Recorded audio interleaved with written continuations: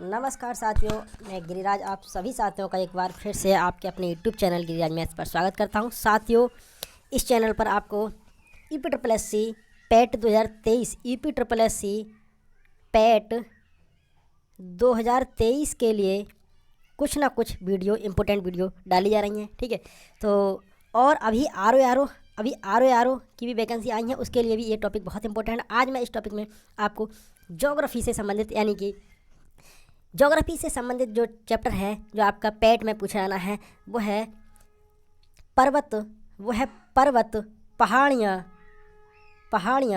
और हिमनद इन इस टॉपिक से संबंधित मैं आपको कुछ जानकारी देने वाला हूँ। ये वीडियो आपके लिए बहुत ही ज़्यादा इंपॉर्टेंट होने वाली है। साथियों, टाइम ज़्यादा वेस्ट नहीं करते हुए आपसे निवेदन है कि सबसे पहले अगर आपने चैनल पर नए हैं तो चैनल को सब्सक्राइब करें और वीडियो को लाइक एंड शेयर जरूर करें। ठीक है, तो साथियों अब स्टार्ट करते हैं हम अपनी ये वीडियो।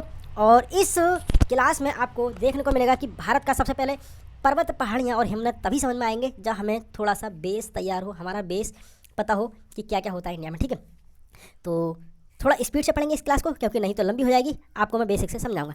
यह है भारत का भौतिक स्वरूप, भारत का भौतिक यानी कि भौगोलिक वितरण। ठीक है, तो भारत यानी कि इंडिया को कितने भागों में हम यानी कि इसकी फिजिकली देखें तो कितने भागों में इसे बांट सकते हैं। तो एक होता है उत्तरी मैदान यानी कि उत्तर का पर्वतीय क्षेत्र, एक होता है उत्तर भारत का मैदान, एक होता है प्रायद्वीपीय भारत और एक होता है भारतीय मरुस्थल और एक होता है तटवर्ती मैदान और एक द्वीप समूह। इतने 6 भागों में हम बांट सकते हैं। मैं एक बार आपको दिखा दूं। जैसे सपोज करो ये आपकी इंडिया है। ठीक है, तो ये आपकी इंडिया है। मैं आपको बता दूं, थोड़ी सी इंडिया ठीक नहीं बनी लेकिन फिर भी मैं आपको ऐसे ही स्पीड से बताना चाह रहा हूँ। ठीक है, जल्दी में। तो ये देखो क्या है ये जो है ना उत्तर का पर्वतीय क्षेत्र, यहाँ से ये पूरा पर्वतीय क्षेत्र है। ठीक है, ये पर्वतीय क्षेत्र है, ये पूरा पर्वतीय क्षेत्र है जो आप जानते हैं हिमालय पर्वत के रूप में इसे जाना जाता है। फिर आता है उत्तर भारत का मैदान। ये पर्वत के यानी कि हिमालय पर्वत से नीचे जो एरिया पड़ता है हमारा, ये एरिया पड़ता है, ये हमारा उत्तर भारत का मैदान पड़ता है। जैसे गंगा, ठीक है, गंगा ब्रह्मपुत्र यहाँ पर ये नदी निकलती हैं, ये गंगा का मैदान है, इसी को हम उत्तर भारत का मैदान कहते हैं। प्रायद्वीपीय भारत जो इधर है, ये पठारी भाग है जो उसे प्रायद्वीपीय भारत बोलते हैं। जैसे नीचे महाराष्ट्र है, आंध्र प्रदेश, तेलंगाना, ठीक है, और कर्नाटक, आपका तमिलनाडु, केरल, ये सभी पर्वतीय भारत है। ठीक, उसके बाद आपको देखने को मिलेगा कि भारतीय मरुस्थल, तो ये राजस्थान वाला एरिया जो है वो भारत का मरुस्थल वाला क्षेत्र है। ठीक है, अभी मैं आपको बता दूं कि तटवर्ती मैदान यानी कि 5वीं कैटेगरी है तटवर्ती मैदान। तो साथियों तटवर्ती मैदान जो है ना ये केरल साइड में यानी कि कर्नाटक, गोवा और केरल जो है ना ये तटवर्ती मैदान है, और एक इधर भी समुद्र के किनारे ये भी तटवर्ती मैदान है। ठीक है, फिर आता है द्वीप समूह। साथियों क्या होता है, देखो यहाँ अंडमान निकोबार द्वीप समूह है, ये है, यहाँ लक्षद्वीप वगैरह ये द्वीप है, तो ये कुछ द्वीप है, इसे हम द्वीप समूह की कैटेगरी में रखते हैं। तो उम्मीद करता हूँ कि इतनी बात मैंने जो बताई आपको बहुत भली बात समझ में आई होगी। अब चलते हैं थोड़ा विस्तार से देखते हैं उत्तर का पर्वतीय क्षेत्र। साथियों पर्वत, पहाड़ियाँ आपको बहुत अच्छी तरह से याद हो जाएंगी। फिलहाल आप पेशेंस बनाए रखें, इस वीडियो को अंत तक देखें। मैं एकदम बेस क्लियर करते हुए जा रहा हूँ, बहुत स्पीड से पढ़ाऊँगा आपको और अच्छी से समझ में भी आएगा। ठीक है, बस 4-5 मिनट में आपको पूरी तरह से समझ में आ जाएगा क्या पढ़ाना चाह रहा हूँ। अब देखते हैं उत्तर का पर्वतीय क्षेत्र, इस पर बात करते हैं। तो उत्तर के पर्वतीय क्षेत्र को हम देखो बांटते हैं हम क्या 4 भागों में। एक तो ट्रांस हिमालय, एक होता है महान हिमालय, हिमाद्री हिमालय, एक होता है मध्य हिमालय और एक होता है शिवालिक हिमालय। यानी उत्तर का पर्वतीय क्षेत्र को हम 4 भागों में बांटते हैं। ठीक है, जैसे ये जो है ना हिमालय, ये हिमालय है, ये महान हिमालय हो गया या हिमाद्री हिमालय, ये हो गया मध्य हिमालय, ठीक है, और ये हो गया आपका यानी कि शिवालिक हिमालय। और ये जो है ना ये आपका जो है ये है ट्रांस हिमालय। ठीक है, तो मैं जो बताना चाह रहा हूँ आप समझ चुके होंगे। ये ट्रांस हिमालय है, ये ट्रांस हिमालय है, ये महान हिमालय है, ये हिमाद्री हिमालय बोलते हैं, ये मध्य हिमालय है और ये शिवालिक हिमालय। अभी फिगर आएगा उस पर आप ठीक से समझ जाएंगे। ठीक है, अब ट्रांस हिमालय में हम विस्तार से पढ़ेंगे कि काराकोरम, लद्दाख और जास्कर 3 श्रेणियाँ इसमें पर्वत श्रेणियाँ हैं। ठीक है, अभी नेक्स्ट देखते हैं आगे। अब उत्तर का मैदान को हम बांटेंगे, उत्तर का जो मैदानी भाग है उसे हम बांटेंगे, देखो जिसे हम गंगा मैदान भी बोलते हैं। ठीक है, क्या क्या भागों में, एक तो भाबर है, एक तराई है, एक बांगर है और एक खादर है। ठीक है, तो आगे देखते हैं भारत का मरुस्थल क्या है, उसको एक ही भागों में, यानी कि थार का मरुस्थल ये इंडिया में, बस राजस्थान में, उसी को हम भारत का मरुस्थल कहते हैं। और प्रायद्वीपीय भारत में आपका ये नीचे का एरिया आ जाएगा, ये प्रायद्वीपीय भारत है, ठीक है। तो ये प्रायद्वीपीय भारत है। तो प्रायद्वीपीय भारत में क्या पढ़ेंगे, पहाड़ियाँ और पठार, ठीक है, क्योंकि यहाँ ऊंचाई, यहाँ पर्वत नहीं है, यहाँ ऊंचाई कम है, तो इसलिए इन्हें पहाड़ियाँ कहते हैं, ठीक है। तो और पठारी एरिया है इधर, तो इसलिए पठार का भी यहाँ पढ़ेंगे, ठीक है, पठार के बारे में भी। उसके बाद तटवर्ती मैदान है। तो तटवर्ती मैदान मैंने साथियों आपको बताया कि तटवर्ती मैदान ये आपका हो गया, ये तटवर्ती मैदान हो गया, ठीक है, और ये तटवर्ती मैदान हो गया। तो देखो इधर है पूर्वी घाट, इधर है पूर्वी घाट, तो ये पूर्वी घाट वाला तटवर्ती मैदान हो जाएगा। इधर पश्चिमी घाट है, तो ये पश्चिमी घाट वाला तटवर्ती मैदान हो जाएगा। नेक्स्ट देखते हैं द्वीप समूह अंडमान निकोबार और लक्षद्वीप द्वीप समूह, इसके बारे में देखते हैं। तो अभी हम देखते हैं भारत का भौतिक विवरण, ये आपको मैंने बता ही दिया, इतने हिस्सों में इन्हें बांटते हैं। अब देखो, अब हम सबसे पहले यानी कि हिमालय की चोटियों के बारे में पढ़ें या हिमालय के पर्वत के बारे में पढ़ें, उससे पहले हिमालय के बारे में थोड़ी जानकारी हमें जरूर चाहिए। तो हिमालय की उत्पत्ति कैसे हुई, देखो 2 प्लेट थी उस टाइम, ठीक है, एक थी यूरेशियन प्लेट और एक थी यानी कि गोंडवाना लैंड यानी कि इंडियन प्लेट, ठीक। जो इंडियन प्लेट थी और एक यूरेशियन प्लेट थी। जब ये पास आनी स्टार्ट हो गई, ये जो इंडियन प्लेट है, इंडियन प्लेट यहाँ थी, यहाँ से खिसक कर इधर आनी स्टार्ट हो गई, ठीक है, और यूरेशियन प्लेट इधर थी, इधर से खिसक कर इधर आनी स्टार्ट हो गई, ठीक है। तो बीच में एक सागर था, बहुत बड़ा सागर था, विशाल सागर था, इसका नाम था टेथिस सागर था। इधर ये दोनों प्लेटें खिसकी और यहाँ पर इस टेथिस सागर में मलबा जाकर गिरने लगा, और मलबा इकट्ठा होते ये टेथिस सागर एक दिन बिल्कुल ख़त्म हो गया। और बीच में यहाँ पर जब बीच में दबाव बढ़ा तो यहाँ पर एक पहाड़ बनकर उभर आया, ठीक है, यानी पर्वत बनकर उभर आया, जिसी को हम हिमालय पर्वत की संज्ञा देते हैं, ठीक है। यूरेशियन प्लेट वाले भाग को अंगारा लैंड कहते हैं और इंडियन प्लेट वाले भाग को गोंडवाना लैंड कहते हैं, ठीक है। तो गोंडवाना लैंड का हिस्सा है इंडियन प्लेट। तो 65 मिलियन वर्ष पूर्व भारतीय एवं यूरेशियन प्लेट एक दूसरे के निकट आने से एक कॉलिजन होता है, उत्पन्न हुआ, जिससे हिमालय का उत्थान हुआ, ठीक है। हिमालय की उत्पत्ति टर्सरी काल में हुई है, ये ज़्यादा आप देख सकते हैं, ठीक है। अभी देखते हैं हम, देखो हिमालय के बारे में थोड़ी जानकारी देखते हैं हम। देखो यह सिंधु और गंगा का मैदान बिल्कुल प्लेन, थोड़ा सा हल्का ऊंचा सा है सिंधु गंगा का मैदान, ठीक है, यानी कि लगभग प्लेन सा ही है सिंधु और गंगा का मैदान, ठीक है। उसके बाद थोड़ा सा आगे बढ़ेंगे तो ये हल्की ऊंचाई पड़ जाती, हल्की सी ऊंचाई हो जाती है, यानी कि हल्के हल्के पर्वत हो जाते हैं, हाँ, इसे शिवालिक हिमालय बोलते हैं। उसके बाद थोड़ी ज़्यादा ऊंचाई वाले इसे मध्य हिमालय बोलेंगे, और उसके बाद थोड़ी ज़्यादा ऊंचाई वाले इसे बृहद हिमालय बोलेंगे, ठीक है, बृहद हिमालय बोलेंगे। और उसके बाद में ये लद्दाख है, ये जो बिल्कुल थोड़ा ऊंचा होता है लेकिन प्लेन होता है, उसे हम पठार बोलते हैं, जैसे तिब्बत का पठार है, ठीक है।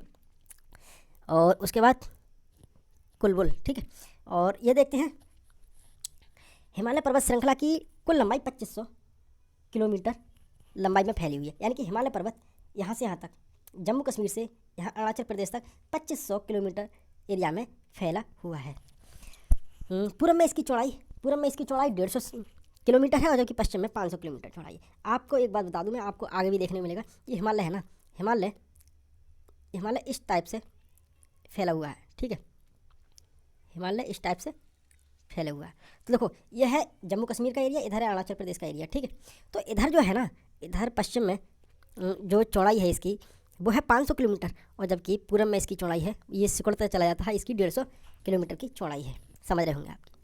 और इसकी पर्वत श्रृंखला की ऊंचाई है वो 6000 अप्रॉक्सीमेट 6000 मीटर इसकी पर्वत श्रृंखला जो है उनकी औसत ऊंचाई है, ठीक है। हिमालय पूर्व की अपेक्षा पश्चिम में अधिक चौड़ा होने के कारण, पश्चिम की अपेक्षा पूर्व में दबाव बल अधिक उत्पन्न होने के कारण ही पूर्वी हिमालय पश्चिमी हिमालय की अपेक्षा अधिक ऊंचा है। तो अभी हम चलते हैं हिमालय, अब आ गए हम हिमालय के पास, ठीक है। ये है हिमालय, इसका नक्शा आप समझ जाओगे देखकर।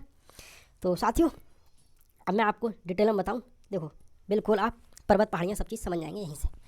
तो मैं एक बात बता दूं, देखो ये जो है ना, ये जो एरिया है वो है ट्रांस हिमालय का, ठीक है, ये एरिया है, ये है बृहद हिमालय, और ये जो बीच में जो एरिया है वो है आपका लघु हिमालय, और ये लास्ट में जो है ये आपका है शिवालिक हिमालय, ठीक है। अब साथियों सुनो, इस बृहद हिमालय को ही हिमाद्री हिमालय भी बोलते हैं साथियों। क्यों? क्योंकि बृहद का मतलब बड़ा, यानी कि यहाँ बड़ा हिमालय का मतलब ये है कि यहाँ ऊंची ऊंची चोटियाँ, इसलिए बृहद हिमालय बोलते हैं। और हिमाद्री हिमालय इसलिए बोलते हैं इसे क्योंकि यहाँ ज़्यादा ऊंचाई होने के चक्कर में यहाँ पर वर्ष भर बर्फ़ यहाँ पर जमी रहती है, इसलिए इसे मध्य हिमालय भी बोलते हैं। ठीक है, ये मध्य हिमालय इसलिए बोलते हैं क्योंकि यहाँ बीच में है। ठीक है, और इसे ही हम लघु हिमालय भी बोलते हैं। ठीक, और ये शिवालिक हिमालय है, शिवालिक हिमालय। ठीक है, शिवालिक सबसे लास्ट में है। तो अब देखते हैं, और इसे ट्रांस हिमालय इसलिए बोलते हैं कि ये हिमालय के पार हिमालय है, इसलिए ट्रांस हिमालय बोलते हैं। और एक कारण और भी है ट्रांस हिमालय बोलने का इसका, क्योंकि इसकी उत्पत्ति ना हिमालय से पूर्व पहले हो चुकी है। ठीक है, हिमालय से पहले हो चुकी है, इसलिए इसे ट्रांस हिमालय पार हिमालय बोलते हैं। अभी देखते हैं, तो मैंने एक बात बताई कि देखो ट्रांस हिमालय में 4 भाग हैं, ट्रांस हिमालय में 3 भाग हैं, सॉरी। एक कौन सी 3 श्रेणियाँ हैं मैं आपको बता दूं। एक लद्दाख है, एक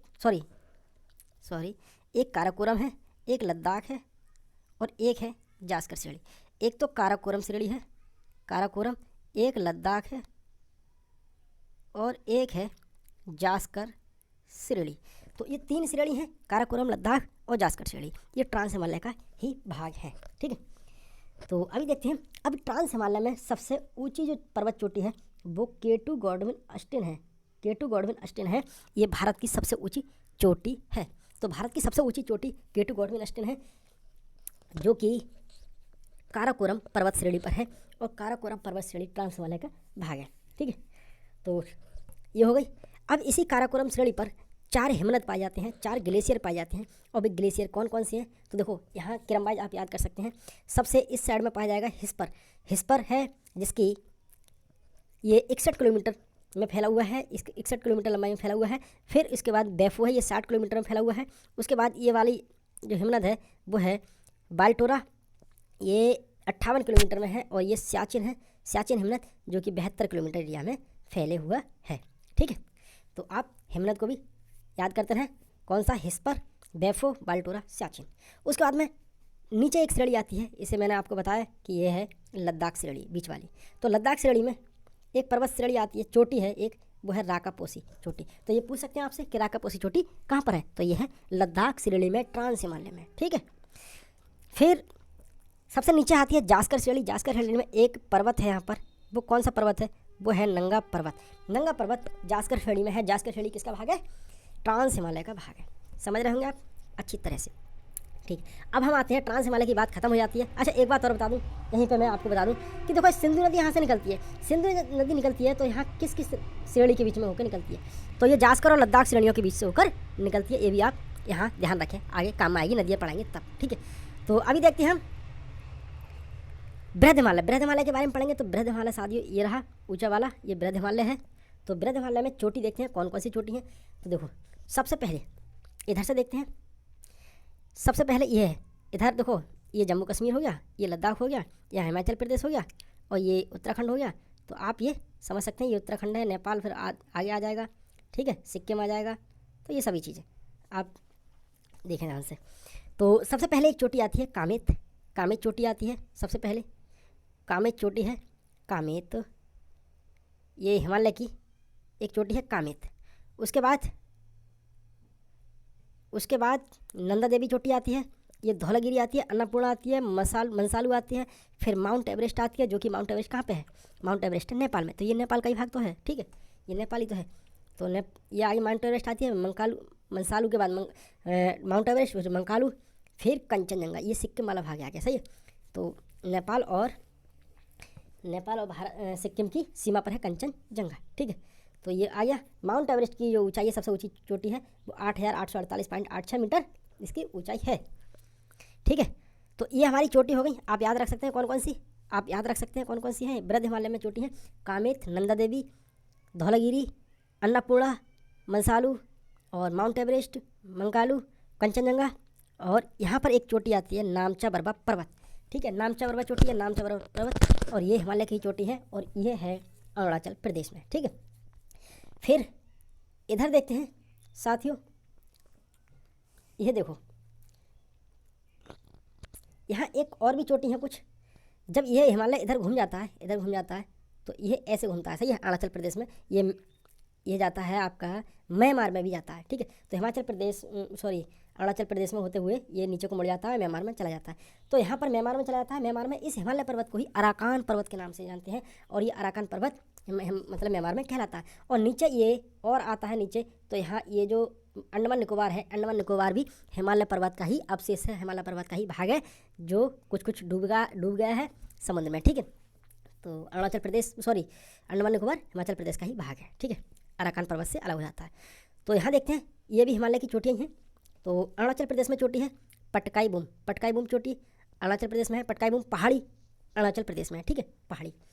फिर यहाँ नागा पहाड़ियाँ, ये नागालैंड में, देखो ये अरुणाचल प्रदेश हो गया, ये नागालैंड हो गया, ठीक है, और ये मिजोरम हो गया, ये मणिपुर हो गया, ठीक है। तो नागालैंड, मणिपुर, मिजोरम, ठीक है। तो यहाँ पर देखते हैं, ये पटकाई बूम पहाड़ियाँ, ये है आपकी अरुणाचल प्रदेश में। नागा पहाड़ियाँ ये आपकी मिलेंगी नागालैंड में, और मिजो पहाड़ियाँ या लुसाई पहाड़ियाँ ये मिजोरम में मिलेंगी, ये मिजोरम में, ठीक है। तो मिजो पहाड़ियाँ या लुसाई पहाड़ियाँ ये मिलेंगी आपको मिजोरम में, ठीक है। तो यहाँ पर 3 पहाड़ियाँ और हैं, ये हिमालय का भाग नहीं है, ये मैं यहाँ बता दे रहा हूँ, लिखा हुआ है इसलिए, लेकिन ये हिमालय का भाग नहीं है, ये हमारा प्रायद्वीपीय पहाड़ियाँ हैं, आगे विस्तार में बताया जाएगा, लेकिन अभी फिलहाल में आप पढ़ लो। ये मेघालय है, मेघालय में 3 पहाड़ियाँ हैं, गारो, खासी, जयंतिया, ये क्रम से है, गारो, खासी, जयंतिया, इस टाइप से मिलेंगे आपको, गारो, खासी, जयंतिया, ठीक है। तो यहाँ मेघालय है, यहाँ 3 पहाड़ियाँ हैं, गारो, खासी, जयंतिया। अभी हम देखते हैं लघु हिमालय में आपको आपको मिलेगा मध्य हिमालय में आपको मिलेगा क्या, ये है पीर पंजाल श्रेणी, और इसके बाद ये मिलता है धौलाधार श्रेणी, ये है नाग तोहफा, ठीक है, नाग टिब्बा श्रेणी, सही है, और ये आपको देखने को मिलेगा। फिर कुमाऊँ पहाड़ियाँ ये आपको मिलेंगी यहाँ पर देखने को, गढ़वाल पहाड़ियाँ ये भी देखने को मिलेंगी। फिर शिवालिक हिमालय है, शिवालिक हिमालय में हल्की हल्की चोटियाँ हैं। तो ठीक है साथियों, ये आपका चित्र द्वारा समझ सकते हैं। अब मैं चलता हूँ आगे, देखते हैं क्या। अभी हम थोड़ी पढ़ लेते हैं। उत्तर का पर्वतीय क्षेत्र, एक ट्रांस हिमालय का निर्माण हिमालय से पहले हो चुका था, मैंने आपको पहले ही बता दिया उसमें। इसके अंतर्गत काराकोरम, लद्दाख और कैलाश जास्कर श्रेणियाँ आती हैं। इन श्रेणियों पर वनस्पतियों का अभाव है, क्योंकि ये सबसे ज़्यादा ऊंचाई पर है, इसलिए यहाँ बर्फ़ रहता है, हमेशा जमा हुआ है, तो बर्फ़ रहता है तो वनस्पति तो उगने का सवाल ही नहीं है। फिर अब पहले नंबर पर आती है काराकोरम श्रेणी, ठीक है, काराकोरम श्रेणी आती है, ये ट्रांस हिमालय की सबसे उत्तरी श्रेणी में है, मैंने आपको बता दी, ये काराकोरम श्रेणी है, ठीक है, सबसे उत्तरी भाग में है। तो भारत की सबसे ऊँची चोटी K2 गॉडविन ऑस्टिन, जो कि 8,611 किलोमीटर है, 8,611 मीटर है, ये काराकोरम श्रेणी पर ही स्थित है, ठीक। काराकोरम श्रेणी पर 4 प्रमुख हिमनद हैं, कौन से, सियाचिन, बाल्टोरा, बैफो और हिस्पर, ठीक है, ये भी मैंने आपको क्रम से बता दिया था, कौन सा, तो बैफो, फिर हिस्पर, फिर बाल्टोरा, फिर सियाचिन, मैंने आपको पहले ही बता दिया है, आप थ्योरी में देख सकते हैं। फिर लद्दाख श्रेणी आती है। लद्दाख श्रेणी में क्या है, विश्व की सबसे बड़ी ढाल वाली चोटी यानी कि राकापोसी लद्दाख पर ही स्थिति है, यानी कि विश्व की सबसे ज़्यादा ढाल वाली चोटी है, यानी कि इसकी जो ढाल है ना बिल्कुल खड़े स्तर की है, ठीक है, यानी कि ऐसे नहीं है पर्वत, ये विश्व की सबसे ऊंची ढाल वाली है राकापोसी चोटी लद्दाख श्रेणी पर स्थित है। लद्दाख श्रेणी दक्षिण पूर्व की ओर कैलाश श्रेणी के रूप में स्थित है, यानी कि जब इधर आती है ना लद्दाख श्रेणी, तो इसे यहाँ कैलाश श्रेणी के नाम से जानते हैं, ठीक है, बाकी ये लद्दाख श्रेणी ही है। यह श्रेणी सिंधु नदी व सहायक शोक नदी के बीच जल विभाजक का काम करती है, ठीक है। तो यहाँ सिंधु नदी आ रही है, इधर शोक नदी आ रही है, तो इसका जल विभाजक का काम करती है कौन सी नदी, यानी कि लद्दाख श्रेणी। उसके बाद जास्कर श्रेणी, ये ट्रांस हिमालय की सबसे दक्षिण श्रेणी में स्थित है। नंगा पर्वत इस श्रेणी की सबसे ऊंची चोटी है, मैंने आपको पहले ही बता दिया, नंगा पर्वत इस श्रेणी की सबसे ऊंची चोटी है जम्मू कश्मीर में, ठीक है। लद्दाख व जास्कर श्रेणियों के बीच में ही सिंधु नदी बहती है, एरिया मैंने आपको उसमें फिगर में बता दिया था। अभी हम देखते हैं ये पूर्वोत्तर पहाड़ियाँ हैं। पूर्वोत्तर पहाड़ियों में मैंने आपको बता दिया, पटकाई बूम पहाड़ियाँ बता दिया, मैंने आपको नागा पहाड़ियाँ बता दिया, ये मणिपुर में कोई ऐसी विशेष पहाड़ी नहीं है, लेकिन यहाँ मिजोरम में मिजो एलुसाई पहाड़ियाँ हैं। इधर मेघालय में 3 पहाड़ियाँ हैं, ये है गारो, खासी, जयंतिया, ये आप क्रम याद रखें, दक्षिण से पूर्व, पश्चिम से पूर्व और पूर्व से पश्चिम, आप क्रम याद रखें, सही है। तो गारो, खासी, जयंतिया ये पहाड़ियाँ हो जाएंगी। फिर उसके बाद में हिमालय की ही कुछ पहाड़ियाँ हैं जो कि अरुणाचल प्रदेश में छोटे रूप में बिखरी हुई हैं, ठीक है। तो कौन कौन सी पहाड़ियाँ हैं, देखो ये बहुत इंपॉर्टेंट है, कई बार क्वेश्चन में पूछ भी गई हैं। यह है डफला पहाड़ी, यह है मिरी पहाड़ी, यह है डफला, मिरी, और ये अबोर पहाड़ियाँ, यह है मिसमी पहाड़ियाँ। यानी कि कौन कौन सी पहाड़ियाँ हैं मैं क्रम से बता दे रहा हूँ। एक है डफला पहाड़ी, उसके बाद आती है मिरी पहाड़ी, उसके बाद आती है अबोर पहाड़ी, अबोर। फिर आती है आपका मिसमी, तो अबोर, मिसमी, डबला। और मेरी पहाड़ियाँ ये अरुणाचल प्रदेश की ही पहाड़ियाँ हैं जो कि हिमालय के अवशेष से बनी हुई हैं, ठीक है। फिर यहाँ पर आता है ये असम, ये असम है पूरा, ये असम है। तो ये असम में मिकिर रेगवा ये भी पहाड़ियाँ पाई जाती हैं, ठीक है। अभी हम देखते हैं बृहद या हिमाद्री या महान हिमालय, ठीक है। अब हिमालय के बारे में पढ़ेंगे क्योंकि वो तो हमने पढ़ लिया है, ट्रांस हिमालय। तो इसका विस्तार नंगा पर्वत से नामचा पर्वत तक होता है, जिसकी लंबाई 2500 किलोमीटर है। तो मैंने आपको बता दिया ये हिमालय है, और यहाँ पर जाता है ये, यहाँ से ये नंगा पर्वत है, और यहाँ ये नामचा पर्वत है। नंगा पर्वत जम्मू कश्मीर में है जो कि बृहद हिमालय में पाया जाता है, और नामचा बृहद हिमालय में नहीं, ये लघु मध्य हिमालय में पाया जाता है। और ये नामचा पर्वत है, और ये नामचा पर्वत है, और ये है नंगा पर्वत जम्मू कश्मीर, ठीक है। 2500 किलोमीटर में फैला हुआ है, और इसकी औसत ऊंचाई 6100 मीटर या 6000 मीटर तक है, ठीक है। विश्व की सर्वाधिक ऊंची चोटियाँ इसी श्रेणी पर पाई जाती हैं, जिसमें प्रमुख है माउंट एवरेस्ट 8848 पॉइंट, शायद कितना है, 86 कितना, शायद इतना ही है मीटर, इसकी सबसे ऊंची चोटी है। और उसके बाद में है कंचनजंगा जो कि 8598 मीटर। ये भारत में हिमालय की सबसे ऊंची चोटी जो सिक्किम और नेपाल की सीमा पर स्थित है, मैंने ये आपको बता दिया था, ठीक है। तो साथियों एक बात आप बताओ, आप कन्फ्यूजन में तो नहीं हो कि सिक्किम, और मैंने आपको बता दी एक तो कंचनजंगा है, एक K2 गॉडविन ऑस्टिन, ये 2 चोटियाँ हैं, इनके बीच में आप जरूर कन्फ्यूजन में होते रहोगे। तो मैं आपको एक बात बता दूँ, अगर आपसे क्वेश्चन पूछें कि भारत में हिमालय की सबसे ऊंची चोटी कौन सी है, तो वो है कंचनजंगा। यानी कि भारत में हिमालय की सबसे ऊंची चोटी कंचनजंगा। अगर हिमालय की पूछें तो कंचनजंगा, और भारत की सबसे ऊंची चोटी पूछें, अगर हिमालय कोई नाम नहीं दिया उसमें, और ये पूछें कि भारत की सबसे ऊंची चोटी, तो वो है K2 गॉडविन ऑस्टिन। यहाँ हिमालय का कोई भी जिक्र नहीं किया गया है, ठीक है साथियों, आप समझ गए होगा आप। तो फिर आती है मकालू जो कि 8081 किलोमीटर है, 81 मीटर है, सॉरी 8481 मीटर। फिर धौलागिरी है 8172 मीटर, अन्नपूर्णा है 8076 मीटर, नंदा देवी है 7817 मीटर, और नंगा पर्वत है 8126 मीटर। तो ये कहाँ है नंदा देवी वगैरह, और ये है उत्तराखंड में, ठीक है। नंगा पर्वत आपका जम्मू कश्मीर में। और एवरेस्ट को पहले तिब्बत में क्या बोला जाता था, तो यह है चोमोलुंगमा। तिब्बत में एवरेस्ट को चोमोलुंगमा के नाम से जाना जाता था, और जिसका अर्थ है पर्वतों की रानी, ठीक है। और नेपाल में इसे सागरमाथा के नाम से अभी भी जाना जाता है, नेपाल में इसे सागरमाथा के नाम से जाना जाता था और जाना जाता है यहाँ लोकल में, ठीक है। तो ये याद रखें। फिर लघु हिमालय या मध्य हिमालय के बारे में पढ़ेंगे। महान हिमालय के दक्षिण में तथा शिवालिक के उत्तर में इसका विस्तार है। महान हिमालय के दक्षिण में तथा शिवालिक के उत्तर में इसका विस्तार है। इसके अंतर्गत कई श्रेणी पाई जाती हैं, जैसे मैंने आपको बताया कि पीर पंजाल श्रेणी, धौलागिरी, धौलाधार, नाग टिब्बा, कुमाऊं, महाभारत, ये श्रेणी पाई जाती है। तो कई बार आपसे पूछा गया है कि महाभारत किस हिमालय में पाई जाती है, तो ये कहाँ पाई जाती है, आप बता सकते हैं लघु या मध्य हिमालय में पाई जाती है महाभारत, ठीक है। और किस में पाई जाती है, किस देश में, तो ये नेपाल देश में पाई जाती है महाभारत, नेपाल की श्रेणी है, ठीक है। कुमाऊं उत्तराखंड की श्रेणी है, नाग टिब्बा ये उत्तराखंड में है, और धौलाधार ये हिमाचल प्रदेश में है, और पीर पंजाल ये आपका जम्मू कश्मीर में है, ठीक है। लघु हिमालय तथा महान हिमालय के बीच कई घाटियों का निर्माण हुआ है। तो लघु और महान हिमालय के बीच कई घाटियों का निर्माण हुआ है, जैसे कश्मीर की घाटी जम्मू कश्मीर में, कुल्लू कांगड़ा की घाटी हिमाचल प्रदेश में, काठमांडू घाटी नेपाल में। लघु हिमालय अपने स्वास्थ्यवर्धक पर्यटन स्थलों के लिए भी प्रसिद्ध है, ठीक है, जिसके अंतर्गत सम्मिलित हैं कौन कौन सी, यानी कि बहुत अच्छे दर्शनीय स्थल हैं, जैसे कुल्लू है, मनाली है, डलहौजी है, धर्मशाला है, शिमला है, जो कि हिमाचल प्रदेश में पाए जाते हैं, ठीक। कौन कौन सा, जैसे हिमाचल प्रदेश है, धर्मशाला है, शिमला है और कुल्लू है, ये सब हिमाचल प्रदेश में पाई जाती है, मनाली वगैरह, ठीक है, डलहौजी ये पाए जाते हैं। और उत्तराखंड में भी कुछ स्थल पाए जाते हैं, जैसे अल्मोड़ा है, मंसूरी है, चमोली है, ये उत्तराखंड में पाए जाते हैं। तो ये लघु हिमालय मध्य हिमालय के ही भाग हैं। फिर देखते हैं लघु हिमालय की श्रेणियों की ढालों पर शीतोष्ण घास के मैदान पाए जाते हैं, जिन्हें जम्मू कश्मीर में मर्ग कहते हैं, यानी कि गुलमर्ग है, सोनमर्ग है, ठीक है। और उत्तराखंड में बुग्याल प्यार नाम से इसे जाना जाता है। शिवालिक या बाह्य हिमालय, यह लघु हिमालय के दक्षिण में स्थित है। शिवालिक और लघु हिमालय के बीच स्थित घाटियों को पश्चिम में दून और पश्चिम में दून जैसे देहरादून पाया जाता है, आपका देहरादून है, कोटलीदून है, पाटलीदून है और पूरम द्वार जैसे हरिद्वार के नाम से इसे जाना जाता है।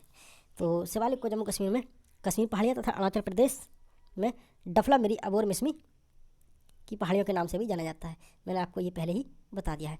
साथियों, ये है उत्तर का मैदान, जो कि उत्तर के मैदान को हम बांटते हैं भावर, तराई, बांगर और खादर, इन मैदानों में बांटते हैं। ठीक है, तो उत्तर का मैदान देखो राजस्थान से स्टार्ट होकर, जैसे यहाँ से स्टार्ट होकर ये चलता है और ये उत्तर का मैदान यहाँ तक फैला हुआ है। ठीक है, उत्तर का मैदान जिसमें राजस्थान का मैदान, पंजाब मैदान, ऊपरी गंगा का मैदान, मध्य गंगा का मैदान, निम्न गंगा का मैदान और ब्रह्मपुत्र मैदान यहाँ आता है। ये उत्तर भारत का मैदान है। क्षेत्रीय प्रादेशिक विभाजन ये आपको ऊपर ही है, आपको बता दिया मैंने, यही है। तो अभी देखते हैं महान हिमालय, लघु हिमालय। देखो हाँ, एक बात और बता दूँ, यहाँ मैदान के बारे में बात आती है। तो यहाँ देखो ज़्यादा ऊंची चोटी है वो महान हिमालय, फिर कम ऊंची चोटी लघु हिमालय, फिर उससे कम ऊंची चोटी शिवालिक हिमालय। अब यहाँ पर जो पथरीली जगह आ जाती है, जो शिवालिक हिमालय के बाद जो पथरीली जगह आती है, ठीक है, इसे भावर कहते हैं। और जो जहाँ पर नदी बह रही है, इस पथरीली जगह से निकलकर नदी बहती है और यहाँ मैदानी भाग में प्रवेश करती है, तो इस मैदानी भाग में प्रवेश करती है, इसे हम तराई क्षेत्र बोलते हैं। और ये नदी निकल के जा रही है, तराई क्षेत्र बोलते हैं इसे। और जब ये नदी कभी कभार बाढ़ लेकर आती है, बाढ़ निकल आती है, यानी कि हर साल यहाँ बाढ़ लेकर आती है और यहाँ रेत वगैरह या दलदली भूमि इकट्ठी कर देती है, तो इसे हम खादर कहते हैं। और यहाँ ये वाली भूमि जो है, यहाँ कई वर्षों पहले, यानी कि 50-60 वर्षों या 100 वर्ष पहले कभी यहाँ पर बाढ़ आई थी। इसके बाढ़ से यहाँ ये जो मैदान का निर्माण हुआ था, इसे हम बांगर कहते हैं। ठीक है, तो आप ये ध्यान से देख सकते हैं तराई, भावर, बांगर और खादर में क्या अंतर है। तो यहाँ पर मैं मेन पॉइंट पर ले जाना चाहता हूँ। ये तराई, बांगर वगैरह एक बार को मैं स्किप करता हूँ इसे, लेकिन मेन पॉइंट जो है उस पर देखते हैं। वीडियो थोड़ी सी लंबी हो रही है, लेकिन कुछ नहीं, ये बहुत ज़्यादा इंपॉर्टेंट है। प्रायद्वीपीय भारत के पठार। अब पठार देखते हैं हम, क्योंकि यही आपके एग्जाम में मेनली पूछे जाने वाला है। अब प्रायद्वीपीय भारत हमने ऊपर देख लिया, यानी कि हिमालय, उसमें पठार तो है नहीं, ये पहाड़ियाँ हैं। ठीक है, वो देख लिया हमने, वो सॉरी पर्वत है, वो देख लिया। अब यहाँ पर प्रायद्वीपीय भाग में यहाँ पठार और पहाड़ियाँ मिलेंगी। तो देखो, तो ये है प्रायद्वीपीय भारत, ये प्रायद्वीपीय भारत है। इसमें हम देखते हैं कौन कौन से पठार हैं। तो प्रायद्वीपीय भारत में ऊपर देखते हैं बुंदेलखंड पठार आएगा आपका, इधर देखते हैं मालवा पठार आएगा, इधर है बघेलखंड पठार, ये छोटा नागपुर पठार जो कि झारखंड में विशेषशील पाया जाता है। ठीक है, इधर है कार्बी रंगम का पठार और ये है शिलोंग या मेघालय का पठार। ठीक है, और इधर है ये दंडकारण्य पठार है, ये छत्तीसगढ़ में है। और इधर है दक्कन का पठार, ये महाराष्ट्र में है। और ये कर्नाटक का पठार, ये आप जानते हैं कर्नाटक में। ठीक है, तो एक बार आप बढ़िया से इसे देखें, ये पठार कौन से पठार कहाँ है। तो ये पठार हो गए आप। अच्छा, बात आती है घाट की। पश्चिमी घाट थोड़ा सा ऊंचा है और पूर्वी घाट थोड़ा सा नीचा है। ठीक है, ये पठार है, ठीक है, और ये पश्चिमी घाट है और ये पूर्वी घाट है, ये आप समझ गए होंगे। पूर्वी घाट थोड़ा सा ढालदार है। ठीक है, अच्छा, मालवा का पठार उत्तर में अरावली पर्वत, दक्षिण में विंध्य श्रेणी व पूरब में बुंदेलखंड से घिरा हुआ है। चंबल नदी जो यमुना नदी की सहायक नदी है, मालवा पठार से ही निकलती है, ये याद रखें आप। बुंदेलखंड का पठार, इसके उत्तर में यमुना नदी, दक्षिण में विंध्य श्रेणी, उत्तर पश्चिम में चंबल नदी व दक्षिण में बघेलखंड पठार स्थित है। इसके अंतर्गत उत्तर प्रदेश का बुंदेलखंड में कौन कौन सा आता है उत्तर प्रदेश का? आपका उत्तर प्रदेश का बांदा, हमीरपुर, ललितपुर और मध्य प्रदेश का दतिया, छतरपुर, पन्ना जिले आते हैं, ये आप याद रखें। बघेलखंड का पठार, इसके अंतर्गत मध्य प्रदेश का सतना व रीवा जिला शामिल है। उत्तर प्रदेश के मिर्ज़ापुर का कुछ भाग भी बघेलखंड में आता है। फिर देखते हैं छोटा नागपुर पठार, इसका विस्तार मुख्यतः झारखंड राज्य में स्थित है। तो मैंने आपको बताया छोटा नागपुर कहाँ पे है, झारखंड में स्थित है। राजमहल की पहाड़ियाँ इसकी उत्तरी सीमा बनाती हैं। तो जो छोटा नागपुर पठार है उसके उत्तर में कौन सी पहाड़ियाँ? राजमहल की पहाड़ियाँ हैं। ठीक है, महानदी इसके दक्षिण में है, तो महानदी इसके ये राजमहल पहाड़ियाँ हैं, महानदी इसके दक्षिण में है। और सोन नदी इसके उत्तर पश्चिम में है, तो सोन नदी इसके उत्तर पश्चिम में जा रही है और महानदी इसके दक्षिण में है, सोन नदी इसके उत्तर पश्चिम में बहती है। छोटा नागपुर पठार खनिज संसाधनों के लिए बहुत ज़्यादा इंपॉर्टेंट है, ये सभी लोग जानते हैं। दंडकारण्य पठार, तो दंडकारण्य पठार दक्षिणी छत्तीसगढ़ व उड़ीसा के कुछ भाग में विस्तार है इसका दंडकारण्य पठार का, यह आप स्थान याद रखें। दक्षिण का लावा पठार, तो दक्षिण भारत में क्रेस्टेशन काल में दरार से निकलने लावा के फलस्वरूप इस पठार का निर्माण हुआ। इसका मुख्य विस्तार महाराष्ट्र में देखने को मिलता है। ठीक है, दक्कन का पठार का। मेघालय का शिलांग पठार, इसका ये पठार प्रायद्वीपीय पठार का विस्तार है। इस पठार के अंतर्गत गारो खासी जयंतिया 3 मुख्य पहाड़ियाँ आती हैं। मैंने आपको बता दिया कि गारो खासी जयंतिया ये हिमालय के का विस्तार नहीं है, ये जो है हमारा प्रायद्वीपीय पठार का ही विस्तार है। अभी हम देखते हैं प्रायद्वीपीय भारत के पर्वत और पहाड़ियाँ। ठीक है, प्रायद्वीपीय भारत के पर्वत और पहाड़ियाँ देखेंगे हम। देखते हैं वीडियो कितनी लंबी हो गई। ये 36 मिनट की वीडियो हो चुकी है। थोड़ा सा और टाइम पेशेंस रखें, आपका ये टॉपिक बिल्कुल क्लियर हो जाए, कभी नहीं भूलेंगे। तो प्रायद्वीपीय भारत के पर्वत एवं पहाड़ियाँ, तो प्रायद्वीपीय भारत के पर्वत और पहाड़ियाँ देखो, ये है अरावली पर्वत श्रेणी। ये अरावली पर्वत श्रेणी है जो कि विश्व की सबसे पुरानी पर्वत श्रेणी है। ठीक है, इस पर एक चोटी पाई जाती है, यह है गुरु शिखर चोटी। याद रखें, पहाड़ी भी देखें, श्रेणी पर्वत श्रेणी भी देखें और उस पर पहाड़ी भी देखें। गुरु शिखर इस पर सबसे ऊंची चोटी या पहाड़ी पाई जाती है। ठीक है, फिर है ये राजपीपला है, ये है गुजरात में, और ये आपकी बिंद श्रेणी, भांडेर श्रेणी और ये कैमूर श्रेणी ये पाई जाती है। इधर ये आपकी अमरकंटक श्रेणी पाई जाती है, अमरकंटक श्रेणी पाई जाती है। इस अमरकंटक श्रेणी पर ही इस अमरकंटक श्रेणी पर ही आपको ये देखने को मिलेगा मैकाल पर्वत, और यहाँ पर महादेव पहाड़ियाँ पाई जाती हैं। इस महादेव पहाड़ियों पर ही आपको धूपगढ़ चोटी देखने को मिलेगी। इधर देखते हैं यहाँ बालघाट पाई जाती है श्रेणी, यहाँ अजंता श्रेणी पाई जाती है, यहाँ हरिश्चंद्र श्रेणी पाई जाती है जो कि महाराष्ट्र में है। इधर थालघाट दर्रा पाया जाता है, थालघाट और भोरघाट भी दर्रा पाया जाता है। थालघाट और भोरघाट 2 दर्रा पाए जाते हैं महाराष्ट्र में, जो कि गोवा से नासिक और महाराष्ट्र से लगे हुए हैं, नासिक और पुणे से लगे हुए हैं, और एक और भी है, सही है, यानी कि थालघाट और भोरघाट। फिर महाबलेश्वर चोटी पाई जाती है जो भी महाराष्ट्र में है, नासिक में महाबलेश्वर चोटी। फिर कर्नाटक में बाबा बुदन की पहाड़ी पाई जाती है। फिर ब्रह्मगिरी की पहाड़ी पाई जाती है। ये नीलगिरी पहाड़ियों में दोडा बेट्टा की पहाड़ी पाई जाती है। ठीक है, दोडा बेट्टा नीलगिरी की सबसे ऊंची चोटी है। ठीक है, दोडा बेट्टा नीलगिरी की सबसे ऊंची चोटी है। उसके बाद में केरल में पालघाट दर्रा पाया जाता है, और केरल में ही अन्नामलाई की पहाड़ियाँ पाई जाती हैं। केरल में अन्नामलाई की पहाड़ियाँ पाई जाती हैं, और इसी अन्नामलाई की पहाड़ियों पर एक सबसे ऊंची चोटी है अन्नामुडी चोटी, जो कि दक्षिण भारत की सबसे ऊंची चोटी है। 2695 मीटर इसकी लंबाई है। दक्षिण भारत की सबसे ऊंची चोटी अन्नामुडी, और नीलगिरी पहाड़ियों की सबसे ऊंची चोटी है डोडा बेट्टा। ठीक है, ये नीलगिरी पहाड़ियाँ यहाँ पर सबसे ऊंची चोटी है डोडा बेट्टा। फिर यहाँ पर ये वाली श्रेणी पाई जाती है, ये सबसे दक्षिणी श्रेणी है, वो है कार्डमम की श्रेणी। इसे ही हम इलायची पहाड़ियाँ भी कहते हैं कि यहाँ पर इलायची का उत्पादन ज़्यादा होता है। फिर यहाँ यह है सेनकोट्टा श्रेणी। उसके बाद यहाँ देखते हैं ये पंचमलाई श्रेणी है, ये शिवराय पहाड़ियाँ हैं, ये जावेदी पहाड़ियाँ हैं, ये पालकोंडा पहाड़ियाँ हैं जो कि तमिलनाडु, पंचमलाई शिवराय तमिलनाडु में है। उसके बाद आंध्र प्रदेश में है पालकोंडा वगैरह। ठीक है, नल्लामलाई पहाड़ियाँ भी आपको देखने को मिलेंगी आंध्र प्रदेश में। और अभी आग देखते हैं ऊपर, यानी कि रंपा पहाड़ियाँ भी मिलेंगी आपको, ये उड़ीसा में देखने को मिलेंगी। महेंद्रगिरी पहाड़ियाँ ये आपको उड़ीसा में देखने को मिलेगी। और ये है मलयगिरी नाथगढ़ पहाड़ियाँ ये आपको मिलेंगी इधर। और ये राजमहल पहाड़ियाँ आपको देखने को मिलेंगी। ये राजमहल पहाड़ियाँ जो हैं वो झारखंड में हैं। और ये पार्श्वनाथ पहाड़ियाँ भी आपको देखने को मिलेगी। राजमहल पहाड़ियों पर ही ये पार्श्वनाथ चोटी भी है। ठीक है, तो इधर गारो खासी जयंतियाँ मैंने आपको बता दी, एक बार फिर बता देता हूँ कि गारो खासी जयंतियाँ ये प्रायद्वीपीय भारत का ही विस्तार है, प्रायद्वीपीय पठार का ही विस्तार है। तो इतनी सारी चोटियाँ हैं, ये आपने देख ली होंगी, एक बार दोबारा से इनको देख लें और यहाँ थोड़ी पढ़ लें ज़रूर।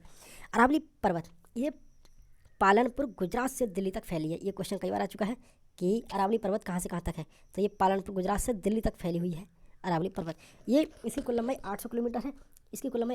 इसकी सर्वोच्च चोटी है गुरु शिखर, जो कि 1722 मीटर ऊंची है, जो माउंट आबू की पहाड़ियों में स्थित है। ठीक है, माउंट आबू पर स्थित कौन सी है? गुरु शिखर पर्वत। तो माउंट आबू कहाँ पे? राजस्थान में, अरावली पर्वत श्रेणी पर।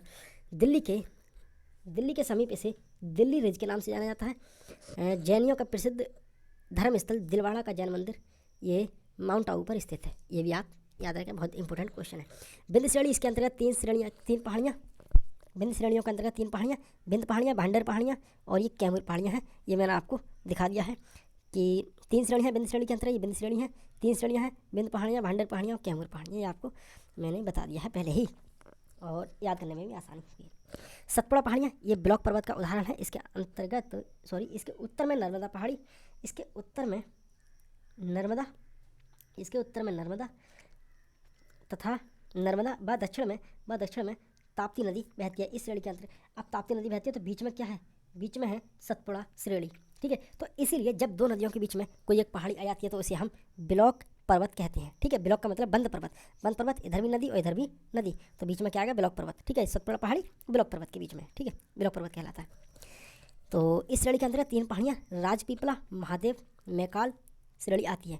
तो इस सतपुड़ा श्रेणी के बीच में राजपीपला, महादेव और ये मैकाल श्रेणी आती है, ठीक है। ये सतपुड़ा पहाड़ी की विस्तार है। नीलगिरी पहाड़ियाँ पूर्वी पश्चिमी घाट नीलगिरी पहाड़ियों से ही आकर मिलती हैं, नीलगिरी पहाड़ियों में ही आकर मिलते हैं। यह पूर्वी घाट आया, यह पश्चिमी घाट आया और यह आया पूर्वी घाट, ठीक है। और यहाँ जो मिलती हैं ये सब नीलगिरी पहाड़ियाँ ही हैं, नीलगिरी पहाड़ियाँ ही हैं। और इसी नीलगिरी पहाड़ियों पर सबसे ऊंची चोटी ये डोडा बेट्टा है, जो कि 2623 मीटर है। प्रसिद्ध पर्यटक स्थल यहाँ ऊटी भी है, यहाँ प्रसिद्ध पर्यटक स्थल यहाँ ऊटी भी है, ठीक है। तो यह ऊटी अटक मंडल नीलगिरी में स्थित है, अटक मंडल भी इसे बोलते हैं। अन्नामलाई पहाड़ियाँ ये नीलगिरी पहाड़ियों के दक्षिण में स्थित है, ठीक है। अन्नामलाई पहाड़ियाँ जैसे नीलगिरी पहाड़ियाँ यहाँ पे तो इसके दक्षिण में ये अन्नामलाई की पहाड़ियाँ हैं। तो अन्नामलाई की पहाड़ियाँ दक्षिण में स्थित है। ये इस पहाड़ी की सर्वोच्च चोटी जो है वो अन्नामुडी है, जो कि 2695 मीटर है, जो दक्षिण भारत की सबसे ऊंची चोटी है। तो ये हो गया 2695 मीटर सबसे ऊंची चोटी है दक्षिण भारत की, कौन सी, अन्नामुडी। ये आप विस्तार से समझ चुके होंगे जो मैं समझाना चाह रहा हूँ। पश्चिमी घाट को हम सह्याद्री बोलते हैं। पश्चिमी घाट ये वाला है पश्चिमी घाट, ठीक है, और ये है पूर्वी घाट। तो पश्चिमी घाट को हम सह्याद्री बोलते हैं। पश्चिमी घाट पर्वत हिमालय के बाद भारत की दूसरी सबसे लंबी 1600 किलोमीटर लंबाई वाला पर्वत है, या पठार मान सकते हैं इसे। तो पश्चिमी घाट पर्वत का विस्तार ताप्ती नदी से नीलगिरी पहाड़ी तक है। यहाँ ताप्ती नदी है नर्मदा के नीचे, और यहाँ से स्टार्ट होते होते यहाँ नीलगिरी पहाड़ियों तक इसका विस्तार है, ठीक है, पश्चिमी घाट का। बस साथियों, यही आपको बताना चाह रहा था। और यहाँ पर पहाड़ियों, पर्वत, हिमनद वगैरह सभी आपके क्लियर हो चुके हैं। तो साथियों, वीडियो बहुत लंबी हो गई और आपने पेशेंस दिखाया, उसके लिए बहुत बहुत धन्यवाद। ये वीडियो आपके लिए बहुत ज़्यादा हेल्पफुल होगी अगर आपने ठीक से इसे पढ़ा है। तो साथियों, अब मैं नेक्स्ट टॉपिक आपके लिए नदी लेकर आऊँगा, ठीक है। टाइम की स्कार्सिटी या कमी होने की वजह से मैं आपको रेगुलर वीडियो नहीं दे पा रहा हूँ, तो इसलिए मैं क्षमा चाहता हूँ इसके लिए। तो ठीक है साथियों, मिलते हैं नेक्स्ट वीडियो में, तब तक के लिए धन्यवाद।